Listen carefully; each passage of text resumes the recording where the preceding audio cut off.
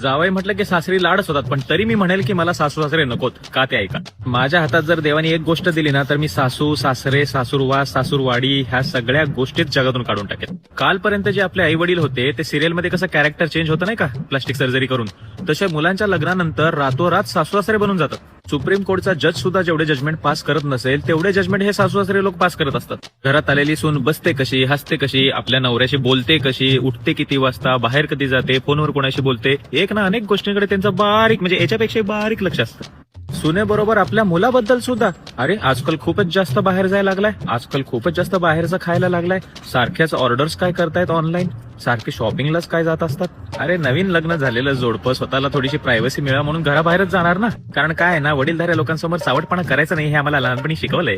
स्वतःची खोली सोडली तर घरातला कुठलाही बाकीचा भाग हा तुमच्यासाठी खुला नसतो जिथं तुम्ही रिलॅक्स पद्धतीने बसू शकाल. मग जोडपं जर घराबाहेर गेले तर आम्ही आमच्या कामांमुळे जगतोच वीकेंडला, तर काय फरक पडतो. आणि सकाळी लवकर उठण्याबद्दल म्हणाल तर आता या वयात आम्हाला कुठे पहाटे उठून काकडा आरती किंवा चक्री भजन करायला जायचंय. नवीन लग्न झालेले जोडपे रात्री उशिरा झोपतात हे पण तुम्हाला माहित नाही. मुलाच्या घरात तर मुलाचे आई वडील नाही, आता आलेल्या सुनेचे सासू सासरे राहायला लागलेत. पण मुलीच्या घरात पण तिचे आई वडील नाहीच आहेत, हे तर जावयाचे सासू सासरे राहत आहेत. मुलीसोबत जावई जर घरी आलं की त्याला काय हवं नको, त्याला काय आवडतं नाही आवडत, त्याची झोपायची सोय ह्याच्याबद्दल त्यांची गडबड सुरू असते. मुलीला काय पाहिजे कोण विचारतच नाही. गंमत सांगतो, चुकून जर मुलगी म्हणली अरे यांनी येताना झोपायला घालायचे कपडे विसरलाय, सासरा अंगावरची लुंगी काढून हात दिला, अरे ही घाला मी काय असाच झोपेल. पण तेच जेव्हा सून जर सासूला म्हणेल की आई तुम्ही ते लाडू केले होते आणि ते मला खायचे तर कुठे ठेवलेत, तर काय ऐकायला मिळतं माहितीये, अगं थोडेच राहिलेत, त्याला आवडतात ना म्हणून मी ठेवलेत. नाही तर दुसरं उत्तर म्हणजे अगं ताईच्या मुलांना आवडतात ना तर मी डबा पाठवून दिला. हे जर बाळ तू खा आणि लागले तर आपण परत बनवू अजून, असं बोललं तर काय बिघडतं.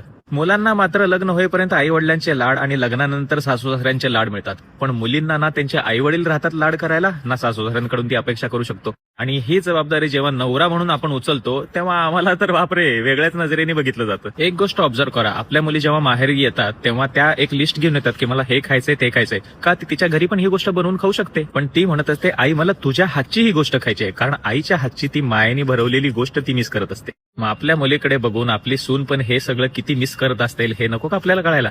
आपल्या घरात जर 2-4 मुलं असतील तर आपण सगळ्यांवर इक्वली प्रेम करतो. मग हे जेव्हा आई वडील म्हणून आपण करू शकतो तेव्हा सासू सासरे बनल्यानंतर ही माया कुठे निघून जाते. या कारणांमुळेच मी म्हणतो, ना मला मुलाच्या घरात सुनेचे सासू सासरे पाहिजेत, ना मला मुलीच्या घरात जावयाचे सासू सासरे पाहिजेत. तुम्ही आई वडील म्हणून खूप उत्तम कामगिरी करत आलायत आणि ती तशीच कंटिन्यू करा आणि नवीन आलेल्या मुलांना सुद्धा तेवढंच प्रेम द्या. तुमची जर प्लास्टिक सर्जरी न करता तुम्ही आई वडीलच राहिलात ना, तर आलेली मुलं सुद्धा घरामध्ये मुलं म्हणूनच राहतील. ही गोष्ट सगळ्यांना कितपत पटेल मला माहिती नाही, पण तुम्हाला पटली असेल तर हा व्हिडिओ जास्तीत जास्त शेअर करा. लग्नाची खिचडी या सिरीजमध्ये मी अशा बऱ्याच गोष्टींबद्दल बोलणार आहे आणि ते ऐकण्यासाठी पेजला फॉलो करायला विसरू नका. धन्यवाद.